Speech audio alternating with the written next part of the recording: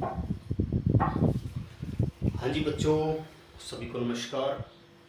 बेटा business studies में chapter number 3.2 में एक लास्ट टॉपिक हमारा बचा हुआ है जिसका नाम है PPP, triple P, public private partnership.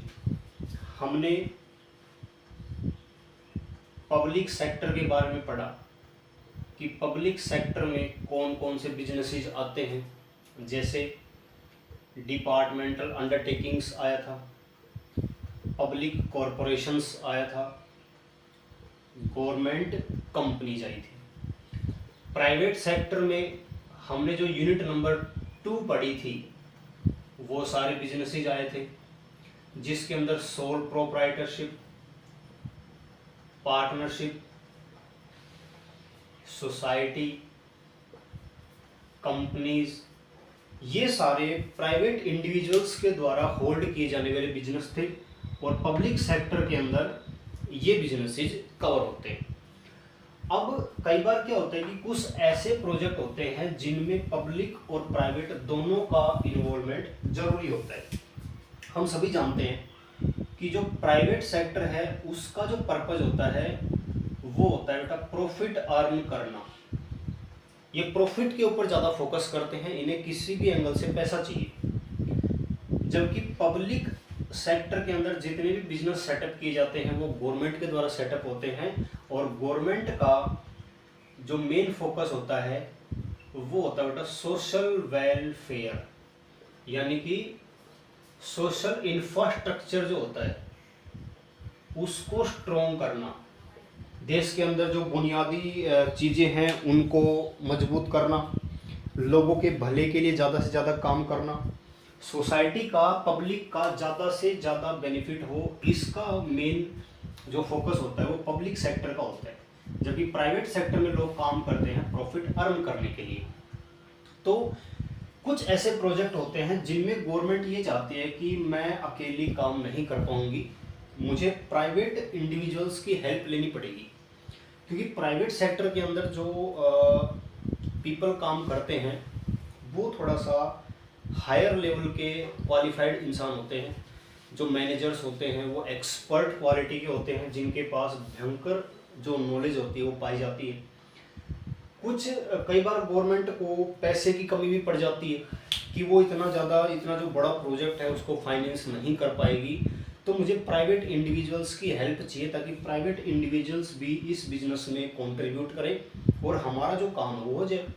Private लोगों को जो बेनिफिट होता है वो मिल जाता है, पब्लिक सेक्टर को एक साथ मिल जाता है और जो प्रोजेक्ट है गवर्नमेंट का वो फुलफिल हो जाता है। तो देखते हैं पब्लिक प्राइवेट पार्टनरशिप का एक्चुअली मीनिंग क्या है।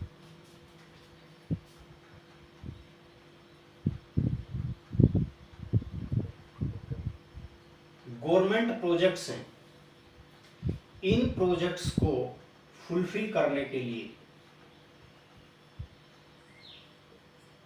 प्राइवेट सेक्टर की हेल्प चाहिए। तो जब पब्लिक सेक्टर और प्राइवेट सेक्टर मिलकर किसी ऑब्जेक्ट को पूरा करते हैं, किसी प्रोजेक्ट को पूरा करते हैं, तो इस कॉन्सेप्ट को कहा जाता है ट्रिपल पी। जैसे गवर्नमेंट ने कोई हाईवे बनाना है, कोई हाईवे कंस्ट्रक्ट करना है, तो गवर्नमेंट ने क्या किया, गवर्नमेंट ने इस हाईवे के लिए जो लैंड चाहिए, जो जमीन चाहिए, उसको एक्वायर कर लिया, जमीन खरीद ली। लेकिन इस रोड को कंस्ट्रक्ट गवर्नमेंट नहीं कर पा रहे हैं क्योंकि उसके पास जो एक्सपर्ट इंजीनियर्स हैं उसकी टीम नहीं है। तो गवर्नमेंट क्या करेगी, इस जमीन को खरीदने के बाद इस जो रोड का जो ठेका है वो प्राइवेट फर्म्स को दे देगी। प्राइवेट इंडिविजुअल्स जो होते हैं, प्राइवेट जो फर्में होती हैं, उनको इस रोड बनाने का जो कॉन्ट्रैक्ट है वो दे दिया जाता है। तो प्राइवेट जो फर्म्स हैं वो इस रोड को बनाएंगी और जितना भी अपना जो कमीशन होता है, जितना भी अपना पैसा होता है वो सारा गवर्नमेंट से ले लेंगे। तो देखो गवर्नमेंट ने जमीन एक्वायर कर ली और प्राइवेट फर्म्स के द्वारा उस रोड को कंस्ट्रक्ट करवा लिया। तो यहाँ पर दोनों का पार्टिसिपेशन था, पब्लिक का भी और प्राइवेट का भी, पब्लिक यानी गवर्नमेंट का भी और प्राइवेट का भी।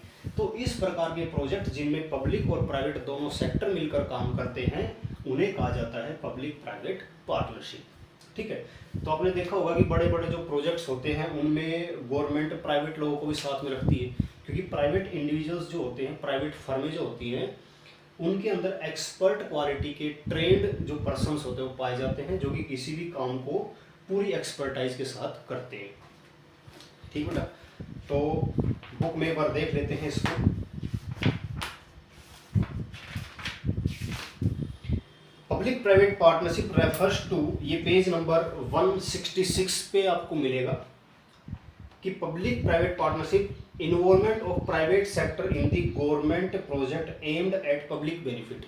पब्लिक बेनिफिट के लिए किए जाने वाले किसी भी काम में पब्लिक और प्राइवेट दोनों सेक्टर का इन्वॉल्वमेंट पब्लिक प्राइवेट पार्टनरशिप कहा जाता है। ठीक है, अब इसमें आपको कुछ एग्जांपल्स दिए हुए हैं ट्रांसपोर्ट के लिए। अगर ट्रांसपोर्ट फैसिलिटी गवर्नमेंट को बढ़ानी है, जैसे रोड्स हैं, रेलवेज हैं, टोल ब्रिजेज हैं, इनके कंस्ट्रक्शन के लिए भी दोनों को साथ मिलना पड़ता है। एजुकेशन है, स्कूल कॉलेज यूनिवर्सिटीज़, इनको बनाने का ठेका भी गवर्नमेंट प्राइवेट फर्मों को दे देती है। हेल्थ केयर, हॉस्पिटल्स का, water management, water collection, treatment, distribution, ये कुछ ऐसे प्रोजेक्ट हैं जिनके लिए पीपीपी मॉडल जो होता है वो काफ़ी बेनिफिशियल होता है। तो आपसे एग्जांपल पूछे जा सकते हैं कि पीपीपी मॉडल के तहत कितने प्रकार के जो कॉन्ट्रैक्ट है वो आ सकते हैं। तो आपको ये लिस्ट गिवन है पेज नंबर 166 पे, आप इसको अच्छे से लर्न कर लेना। अब बात करते हैं कि फीचर्स क्या होते हैं पीपीपी मॉडल के। फीचर्स में सबसे पहले बताया कि ये रिलेटेड होते हैं high priority government planned project. Government के हाई प्रायोरिटी जो प्रोजेक्ट्स होते हैं वो कैलकुलेट होते हैं, वो इन्वॉल्व होते हैं पीपीपी मॉडल के अंदर। दूसरा, पीपीपी का मेन ऑब्जेक्टिव होता है कि पब्लिक और प्राइवेट दोनों सेक्टर की जो स्किल्स है उसको कंबाइन करना। कुछ माइंड गवर्नमेंट लगाएगी, कुछ माइंड प्राइवेट सेक्टर लगाएंगे, तो जो काम होगा वो बेटर क्वालिटी का होगा। नेक्स्ट है, PPP allow government to overcome their budgetary and borrowing constraint. अगर गवर्नमेंट के पास पैसे की कमी है लेकिन गवर्नमेंट को कोई प्रोजेक्ट अप्रूव करना है, कोई प्रोजेक्ट बनाना है, तो प्राइवेट सेक्टर की हेल्प लेकर अपने जो पैसे की कमी थी उसको दूर कर सकता है। नेक्स्ट है फोर्थ, जो पीपीपी प्रोजेक्ट होते हैं वो पब्लिक बेनिफिट के लिए किए जाते हैं। ऐसे प्रोजेक्ट जिनमें कि पब्लिक का बेनिफिट हो, जितने भी हम इंफ्रास्ट्रक्चर के पॉइंट्स पढ़ते हैं, इंफ्रास्ट्रक्चर जो डेवलपमेंट है उससे ओवरऑल पब्लिक को बेनिफिट होता है। तो पब्लिक बेनिफिट जिसमें होता है ऐसे प्रोजेक्ट के लिए ट्रिपल पी जो मॉडल है वो काम आता है। नेक्स्ट है, PPP project lead to faster implementation and reduced life cycle. अगर गवर्नमेंट ही इस सारे काम को करे ना तो बहुत ज़्यादा लेंथी टाइम लग जाता है और काम भी थोड़ा सा हल्के लेवल का होता है, क्योंकि सभी जानते हैं जो करप्शन है गवर्नमेंट सेक्टर के अंदर, वो करप्शन किसी भी काम को ठीक से नहीं होने देता है। इसलिए प्राइवेट फर्मों की इन्वॉल्वमेंट की जाती है, तो जो प्रोजेक्ट होते हैं वो वेरी फास्ट कंप्लीट हो जाते हैं। फिर है बेटा sixth, PPP divide the risk between public and private. अब जो रिस्क होगा वो दो सेक्टर के अंदर बट गया है, प्राइवेट सेक्टर के अंदर और पब्लिक सेक्टर के अंदर। क्लियर। सातवां है, government remain accountable for the quality and cost of service. हालांकि गवर्नमेंट ने इसका ठेका प्राइवेट फर्म्स को दे दिया, लेकिन कंप्लीट जब हो जाएगा ये और इसके ऊपर जो आना जाना स्टार्ट हो जाएगा और बाद में इसके अंदर कोई कमी पाई गई, रोड टूट गया, सड़क के अंदर दरारें आ गई, तो इसके लिए जिम्मेदार केवल सरकार होगी। पार्लियामेंट के अंदर या स्टेट असेंबली के अंदर उस गवर्नमेंट को जवाब देना पड़ेगा कि आपने ये काम ऐसा क्यों किया। हालांकि आपने प्राइवेट फर्म्स को ठेका दिया था, लेकिन आपको चेक तो करना चाहिए था ना काम उनका, कि कितना वो मटेरियल बना रहे हैं, किस क्वालिटी के प्रोडक्ट यूज कर रहे हैं। तो अगर पीपीपी मॉडल के तहत बने हुए किसी भी प्रोजेक्ट में कोई भी डिफॉल्ट होगा, कोई भी कमी आएगी, उसके लिए जिम्मेदार कौन होगा बेटा? गवर्नमेंट जिम्मेदार होगी। 8th पॉइंट है, government remain actively involve through the life of project. जब तक ये प्रोजेक्ट कंप्लीट नहीं हो जाएगा, गवर्नमेंट इसके अंदर इन्वॉल्वमेंट रखेगी, बार बार इसको चेक करती रहेगी जब तक ये कंप्लीट ना हो जाए। ठीक बेटा, तो ये थे हमारे पीपीपी मॉडल के प्रकार। इसमें आपको एग्जांपल भी दे रखा है कि a highway near Delhi is constructed by Kundli Manesar expressway limited. Delhi के निकट एक हाईवे बनाया गया है और उस हाईवे को कंस्ट्रक्ट किसने किया है? जमीन तो ली गवर्नमेंट ने और उसको कंस्ट्रक्ट किया कुंडली मानेसर एक्सप्रेसवे लिमिटेड। ये कंपनी का नाम था, प्राइवेट कंपनी का, जिसने इस रोड को, इस हाईवे को बनाने में हेल्प की। तो यहाँ पर बताया गया है इस 135 किलोमीटर के हाईवे के लिए लैंड जो है वो तो गवर्नमेंट ने दिया, जमीन सरकार ने दे दी, और जो सरफेस है यानी कि जो रोड बनाया गया वो किया दूसरी कंपनी ने, जिसका नाम था मानेसर कुंडली एक्सप्रेसवे लिमिटेड। तो ये एक पीपीपी का एक बहुत बढ़िया एग्जांपल था। आपने देखा होगा दिल्ली में मेट्रो बनती है तो मेट्रो के लिए ज़मीन तो दिल्ली गवर्नमेंट ले लेती है, लेकिन उस मेट्रो के लिए पटरी बिछाना, उसके नीचे जो माइंस हैं, जो खाने हैं, उनको बनाना ताकि जो स्ट्रक्चर है वो गिरे ना, क्योंकि अंडरग्राउंड मेट्रो होती है तो कहीं वो स्ट्रक्चर गिर ना जाए, अंडरग्राउंड काम होता है, वो सारा प्राइवेट फर्मों को दे दिया जाता है, क्योंकि वहाँ पर एक्सपर्ट इंजीनियर्स होते हैं, उनको पता है कि किस ढंग से काम करना है। तो बेटा ये चैप्टर हमारा फिनिश हो गया है। आप इस चैप्टर के सारे MCQ देखें। पहले तो इस चैप्टर को अच्छे से पढ़ें, हर चीज़ का आपको मीनिंग पता होना चाहिए। प्राइवेट सेक्टर का मीनिंग, प्राइवेट सेक्टर के अंदर आने वाले बिजनेसेस, पब्लिक सेक्टर का मीनिंग, पब्लिक सेक्टर के अंदर कितने बिजनेसेस कवर होते हैं उनका पता होना चाहिए। उसके बाद MNCs क्या होती हैं, MNCs के फ़ायदे क्या होते हैं, MNCs के नुकसान क्या होते हैं, फीचर्स क्या होते हैं, MNC को कंट्रोल कौन करता है, मैनेज कौन करता है, इतना बड़ा इन्होंने जो व्यापार फैला रखा है कई देशों में वो किस प्रकार मैनेज होता है, ये सारा। PPP model, joint venture, international business में जॉइंट वेंचर का मतलब होता है एक कंपनी किसी कंट्री की है, दूसरी कंपनी किसी दूसरी कंट्री की है, तो दो कंट्रियां आपस में मिलकर एक व्यापार करती हैं जिसे जॉइंट वेंचर कहा जाता है। तो इनके बारे में सब कुछ पहले आपको अच्छे से याद करना है। इसके बाद इस चैप्टर के जितने भी MCQs हैं वो सारे आपको देखने हैं, फिल इन द ब्लैंक्स करने हैं, ट्रू फॉल्स करने हैं।